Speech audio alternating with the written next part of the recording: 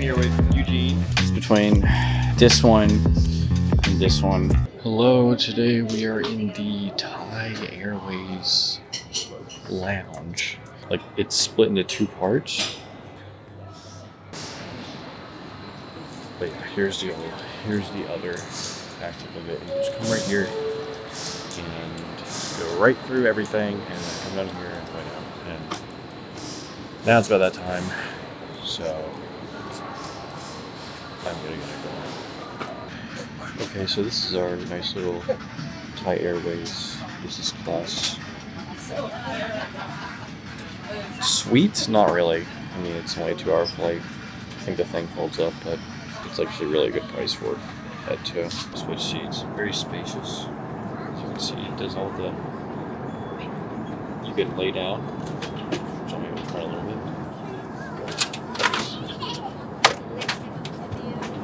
Can't really eat anything, but I'm gonna do that much. Okay. So here's our Thai Airways food. Looking pretty good. I can't really eat it because my stomach is upset. But so now this is the famous Singapore onboarding process, and what I mean by that is that they very intentionally designed the entire flow from the airport to be very seamless and scenic and overall awesome, so that when you come, because they're obviously seeking foreign talent, foreign investment, because it's a city-state, when you come, you'll be impressed and be like, wow. And I'm not at the super wow part yet, but I mean, overall impressions are solid. It's very clean, very straightforward. In this course, it is nice that the entire country speaks English as default language, so it's really easy to fit in since it's sort of the de facto.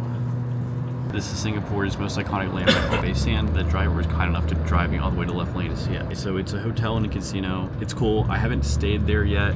I just stayed in a few other places. I don't know. It seems, I don't know, just haven't done it yet. Here's like I think it's called the Flyer. And this is actually what if I have the time to do it this time, because I missed it last time.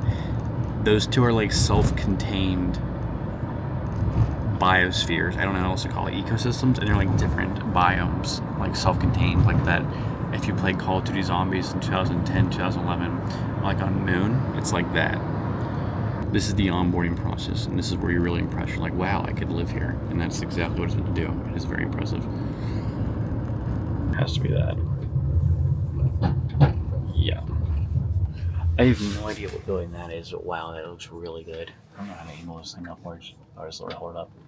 It's a good looking building. This one is too. So the hotel is actually on the 25th floor, which is like it's like in a building, which is actually common here. Yeah, here's check in. Charles, they're not going to get the mandate. Very nice. Oh, and there's the view of that beautiful Art Deco-esque building. Really cool. And yeah, pretty cool stuff. I just got lunch with someone I'm doing the event with tomorrow, and I forgot to actually record the vlog. But now I'm going to go take some pictures on the observation deck with my wonderful A7 IV, and if you're into photography, I have a f4 7200, which I like a lot because one, it's literally just, it's small, like it fits in your bag really easily, unlike the 2.8 version, and it has a macro feature, which is, it's just really awesome. So I'm gonna go take some pictures with that. Okay, never mind. We are apparently not doing that because it's closed during the day, which is an interesting decision. Wonderful hotel during the day, and there's that other really pretty building. And I was told by my friend that the lobby there is really good looking, so I should go over there and take pictures. I don't really have the right lens for that, obviously, so I'm just gonna walk around and see what we can get. And yeah, I was able to get some pretty good photos. Does this work? Not really. Pretty good photos. That's gonna look really good in editing. Nice one of that building too.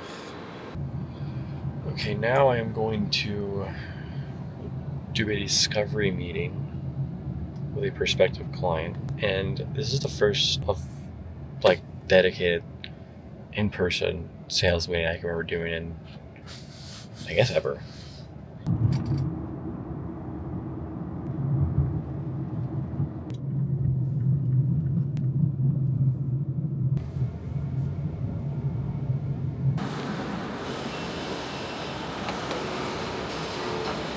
Just did my meeting.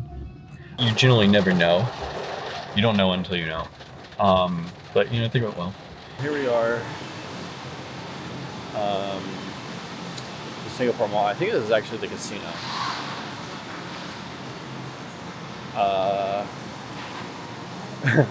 Which would be cool. And here's a bunch of like, the luxury stores all together. Balenciaga, your Hermes, your Saint Laurent, and you see it's super crowded on a weekday. Yeah, this is the Louis Vuitton where it's like, yeah, the island store. I looked at Prada and their 9.5s were too tight for the sneakers, and their 10 was too loose. I don't know. So I said, you know, I'll go look at another. But look at this big old freaking cafeteria. This thing is massive. Singapore is honestly pretty epic. I think I could live here except the time zone. Now maybe if I got more Asia clients like I was maybe today, we'll see. And there wouldn't be so much pressure for me to stay up till 3 in the morning every day or later. So after a very contentious decision-making process, because I can only fit so many shoes in my luggage while I'm traveling, it's between this one and this one, and I think I'm pretty excited about these. These are good too, don't get me wrong, but with limited space, I had to pick the one I like the most, and I think this is good too. Ended up getting the shoes, and so now I'm gonna go get a taxi, and then I gotta go to my hotel because I gotta meet somebody at 7:30, and I don't want to carry around this giant bag. Gotta figure out where to go. I think over there is a spot, so go over here.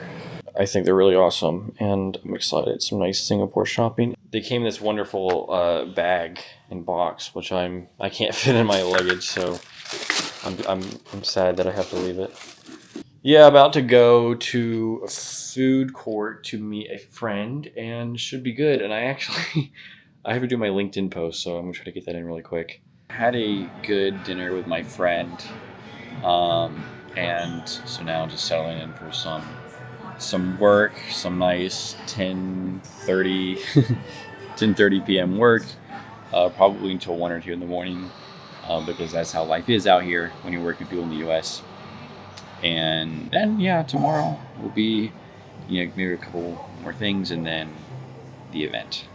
Good morning, or actually more like good afternoon, because it's actually almost 1 p.m. But when you work until 3 or 4 in the morning, that's pretty much how it is. So if you're US based and you want to work remotely in Asia, just remember that this is the life. I am on my way to the Antler event. I had to run some quick errands that made my arrival slightly later than I wanted, but I'm still early, so totally fine. But yeah, this is the big event. Talking LinkedIn to B2B founders. So very excited about that. Gonna be epic.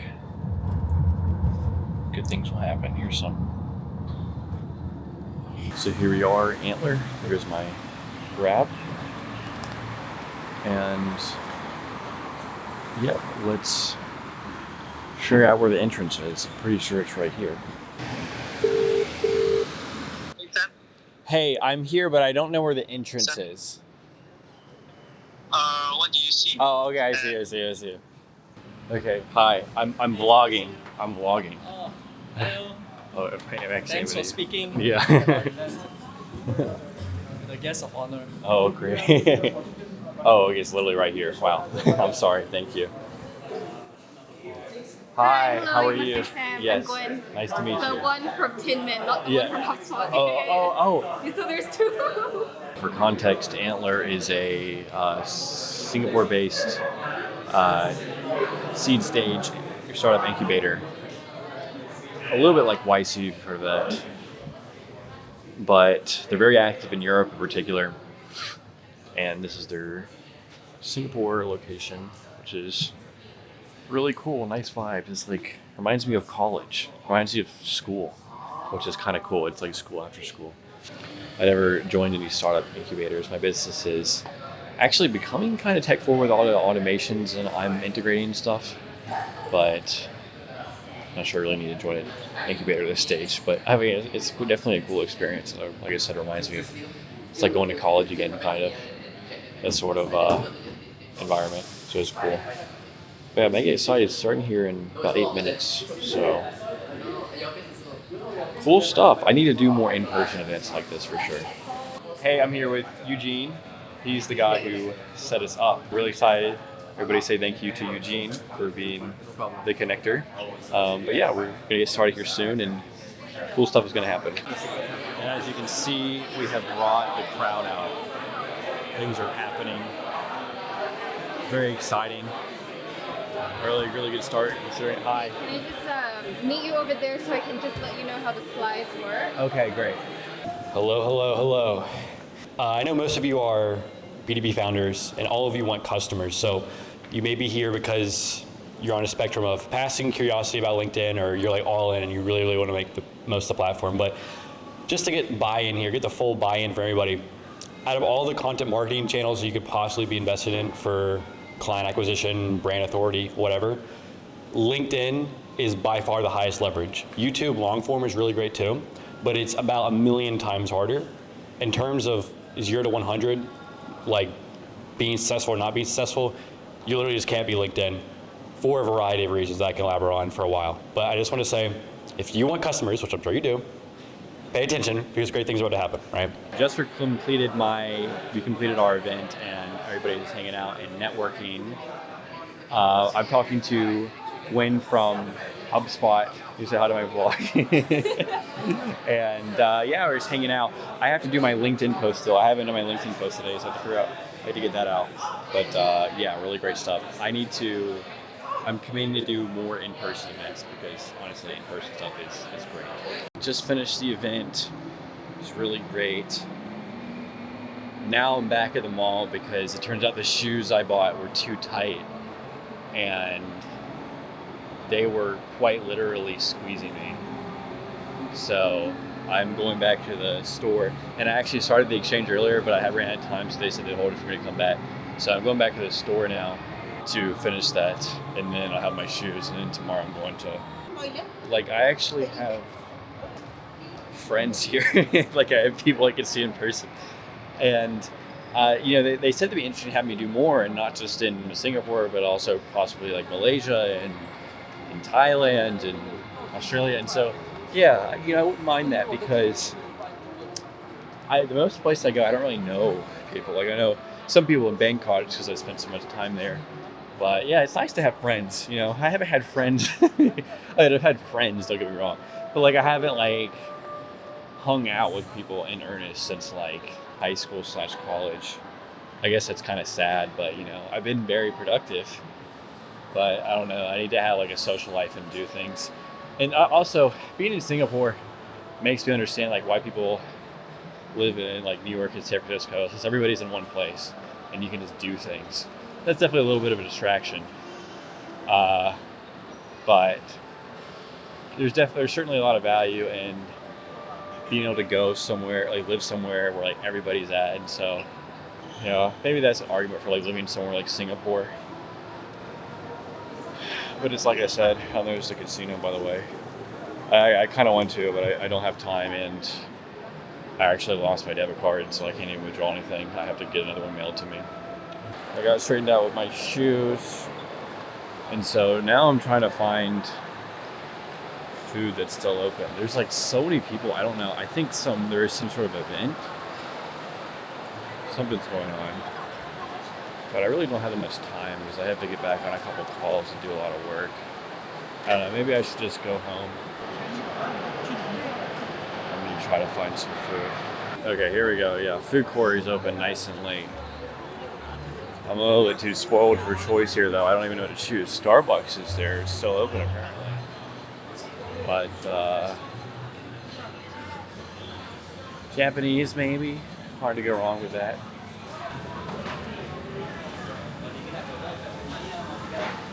Thai food.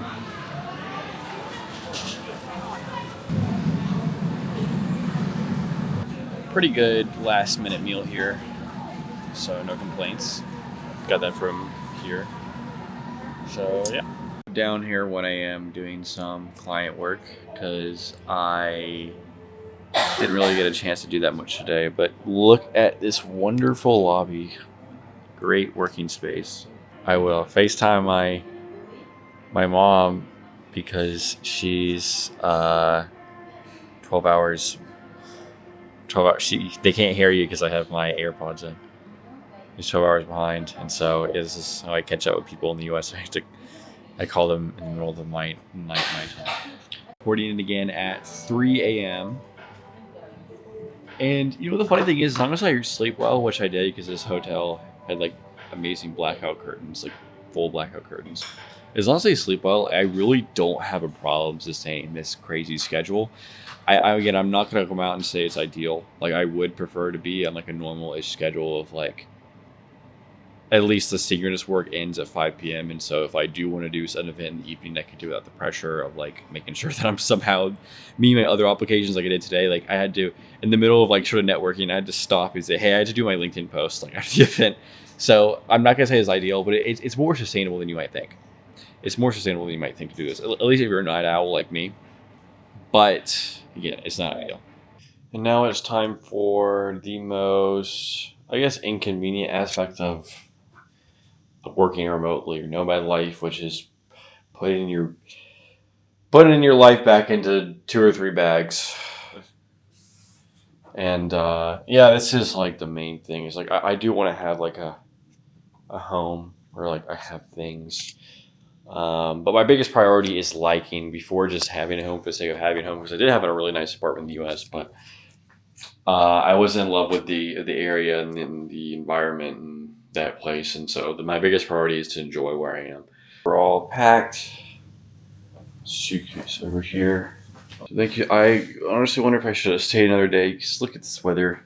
It's a lot better than photography, which I love to do in the last 2 days, but you know, it's fine.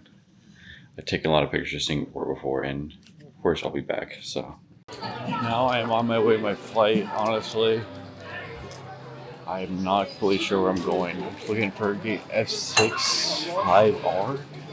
I see F60 this way. We're here at the gate, waiting for the plane to pull up. I'm here kind of early, but whatever.